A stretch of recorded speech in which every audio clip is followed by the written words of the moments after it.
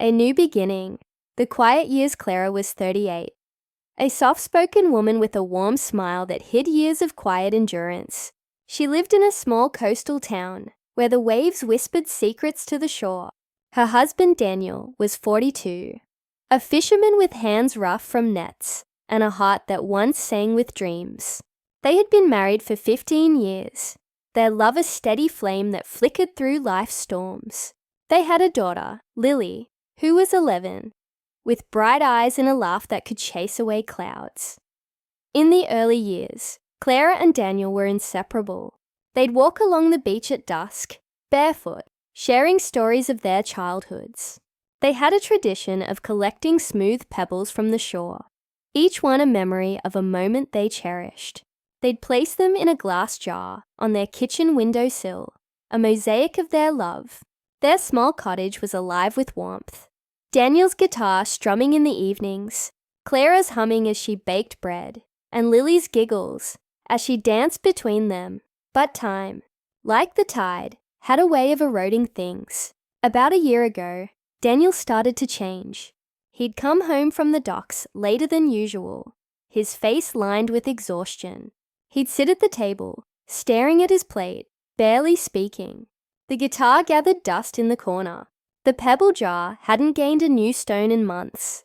Clara tried to reach him, asking about his day, offering a gentle touch, but he'd shrug her off, saying, "I'm fine, Clara, just tired." The silence grew heavier. Daniel stopped joining them for evening walks. He'd spend hours in the shed behind the cottage, fixing nets or cleaning tools, or so he said. On weekends, he'd leave early, claiming he needed to check the boat or meet with other fishermen. Clara felt the distance, like a cold wind seeping through the cracks of their home. She missed the man who used to pull her close and whisper silly jokes in her ear. She missed the warmth of his hand in hers. Lily noticed it too. "Why doesn't Papa smile anymore?" she asked one night, her voice small as they sat on the porch. Clara's heart ached, but she forced a smile. "He's just got a lot on his mind, sweetheart. He loves us." But the words felt hollow, even to her. A spark of hope one crisp autumn morning, Clara decided to try something new. She sent Lily to stay with her sister, Emma, for the weekend. Maybe if it's just us, Clara thought, we can find our way back. She spent the day cleaning the cottage, filling it with the scent of lemon and lavender. She baked Daniel's favorite, cinnamon apple pie, and set the table with care, placing a single pebble from their jar in the center, a quiet reminder of who they used to be. When Daniel came home, he paused at the side of the table, the warm glow of candles, and Clara in the soft green dress he'd always loved. For a moment, his eyes softened. They ate together, and though the conversation was stilted, he thanked her for the pie. Clara's heart lifted, just a little. But after dinner, he stood, mumbled about needing to check something in the shed, and left her alone at the table. The pie sat half-eaten, the pebble untouched. The next morning, a Saturday, Daniel was gone before Clara woke. She sat on the porch, clutching a mug of tea that grew cold in her hands. The ocean stretched out before her, vast and indifferent. She wondered if this was what their marriage had become. A wide, unbridgeable sea. That evening she tried again. When Daniel returned, his boots heavy with sand, she met him at the door. "Daniel," she said softly, her voice trembling with the weight of her words. "Can we talk?" "Please." He looked at her, his brow furrowing, but he nodded. They sat in the living room, the silence between them louder than the waves outside. "Something's wrong," Clara began, her hands twisting in her lap. "You're not here anymore, not with me, not with Lily. I don't know what I did, but I miss you. I miss us." Her voice cracked, and tears spilled down her cheeks. Daniel stared at the floor, his jaw tight. "I'm just tired, Clara," he said finally, his voice low. "The fishing's been bad. Bills are piling up. I'm doing my best." She reached for his hand, but he pulled away. "Is that all?" she asked, her heart pounding. "Is there someone else?" The question hung in the air like a storm cloud. Daniel's eyes widened. No, he said firmly. There's no one else, I swear. It's just life. It's heavy. He reached out then, touching her arm briefly. I love you, Clara, I do. I just need time, she nodded, wanting to believe him. But the ache in her chest didn't ease. Okay, she whispered. I'll wait. The weight of waiting weeks turned into months. Clara tried everything to rekindle their spark. She suggested a picnic by the shore, but Daniel said he was too busy. She left little notes in his lunch, but they came back unopened. She even dusted off his guitar and set it by the couch, hoping he'd play again, but it remained untouched. Lily's questions grew sharper. Is Papa mad at us? She asked one night, her eyes searching Clara's.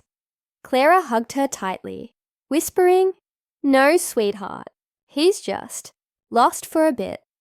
But she wondered if she was lying to them both. One evening, after another silent dinner, Clara sat alone on the porch, staring at the pebble jar. She picked up a photo album from their early years. Daniel laughing as he held her in the surf. Lily as a toddler chasing seagulls. The memories felt like they belonged to someone else. She closed the album and made a decision. She couldn't keep waiting for Daniel to come back to her. She needed to find herself again. The next day, she enrolled in a pottery class at the community center. It was something she'd always wanted to try, but never had the time for. The feel of clay under her fingers, the hum of the wheel, gave her a sense of purpose she hadn't felt in years. She started painting again, too, filling canvases with the colors of the sea and sky. Lily joined her sometimes, her small hands smudging paint across the canvas, her laughter filling the cottage. Daniel noticed the change. You seem different, he said one evening, his tone curious but distant. Clara smiled faintly.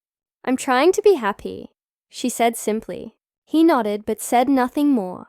The truth revealed one stormy night with Lily at Emma's again. Clara sat in the kitchen, sketching. Daniel's phone buzzed on the counter. She hadn't meant to look, but the screen lit up with a message. Miss you. Can we meet tomorrow? The name was unfamiliar. Sarah. Clara's heart stopped. She stared at the words, her hands trembling. She didn't open the message, didn't need to. The pieces fell into place. The late nights, the distance, the excuses. When Daniel emerged from the shed, Clara was waiting. Who's Sarah? She asked, her voice steady despite the storm inside her. His face paled. For a moment, he said nothing. Then, it's not what you think. Then tell me, she said, her eyes locked on his. Tell me the truth, he sighed, running a hand through his hair. She's someone from the docks. We've been talking. It's not serious. I was just lonely. Clara's breath caught. Lonely, she whispered. I've been here, Daniel. I've been waiting, trying, loving you, and you chose someone else. I didn't mean to hurt you, he said, his voice breaking. I got lost, Clara. I didn't know how to fix things. She nodded, tears streaming down her face. I gave you everything, she said. 15 years. And this is what's left. He reached for her, but she stepped back. I need time, she said. I need to figure out who I am without you. A new path. The next morning, Clara packed a bag for herself and Lily.